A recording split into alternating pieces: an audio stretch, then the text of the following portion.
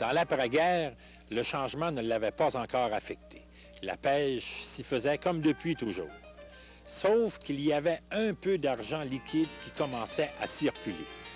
C'est là, à côté de ceux qui comptaient vraiment le poisson, que s'installa la Caisse populaire. Alors, Madame Reed, vous avez commencé à la Caisse populaire en quelle année? En 64. En 64. Vous n'aviez pas commencé avant? Sur la Grave même, là? Mais c'était sur la Grave à ce moment-là. C'était sur la Grave à ce Le moment-là. local était à la Grave, oui. C'était en 64. Puis je pense dans les années 70, peut-être, 69, 70, le local a été transféré. Comme en bas de où est la prison actuellement. Là. C'est là que ça a été transféré. Puis par après, en 77, la nouvelle caisse qui est actuellement a été construite à Portage du Cap. Mais encore en 64, il y avait encore les fumoirs, il y avait la saison de la pêche au hareng était encore bien active à ce moment-là. Puis la pêche au maquereau, bien, ça a toujours continué aussi. À ce moment-là, il y avait peut-être moins de gens qui demeuraient là, dans les cabanes comme c'était anciennement parce que les gens avaient plus de facilité à voyager. Il y avait des camions, puis ils pouvaient rester à la maison, puis seulement s'en venir le matin pour aller pêcher. Pourriez-vous nous faire un portrait de la Grave des années 40? Je vais essayer. C'est certain que ça se ressemble un peu avec aujourd'hui parce que la forme de la route a resté la même, mais le cap, c'est tout pareil.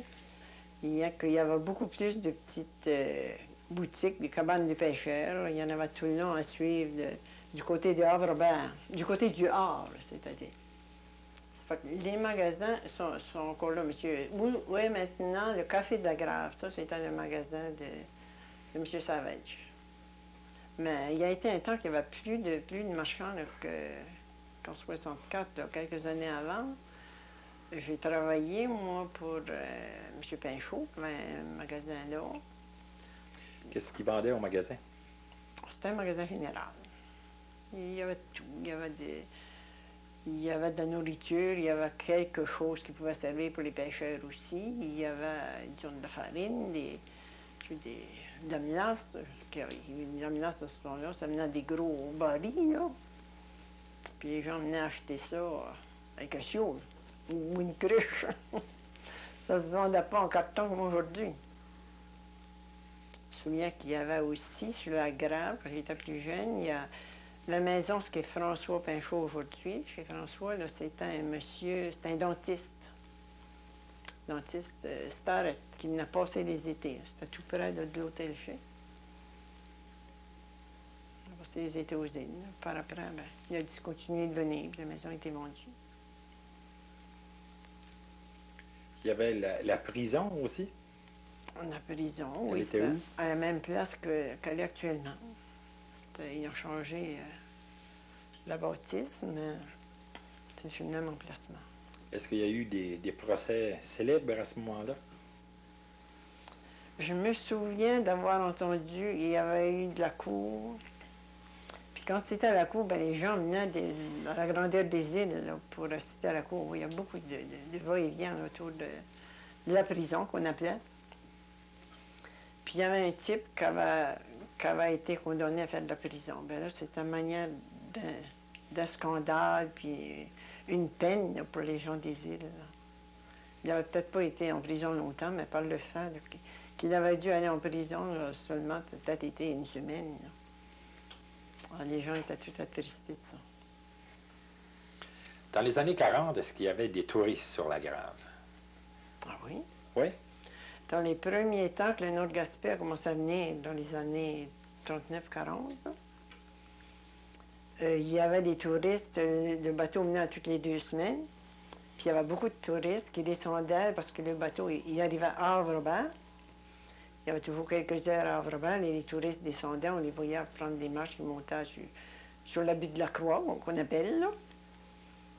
Ils marchaient, des fois ils jasaient avec Il y a des gens qui sont rentrés à la maison chez mon père. Et eux autres, ils restaient où? À Bon, l'hôtel? non seulement, il restait sur le bateau. Il descendait pour faire un tour, pour voir qu'est-ce que ça ressemblait. Puis ils sont retournés sur le bateau. Le bateau, à ce moment-là, venait au Cap-aux-Mets encore pour quelques heures. À ce temps-là, les touristes... il y en a quelques touristes dans ces années-là qui restaient aux îles. J'ai eu connaissance qu'il y en avait qui venaient, ils restaient dans les maisons, peut-être pour une semaine, 15 jours. Il y avait une de mes cousines là, qui gardait des pensionnaires comme ça les mois d'été. Puis il y avait quelques personnes, assez souvent. Il y en avait qui pouvaient venir de différents endroits. Des fois, c'était des Anglais, puis il y en a des États-Unis. Alors, la Grave était un peu comme une petite rue commerciale. Il y avait des magasins, il y avait des restaurants, le dentiste, l'hôtel. Est-ce qu'il y avait autre chose? Mais il y avait un bureau pour la douane. Les bateaux qui devaient partir de Havre-Robert, il fallait qu'ils passent à la douane. Comme, je ne sais pas trop en quelle année que ça a été fermé.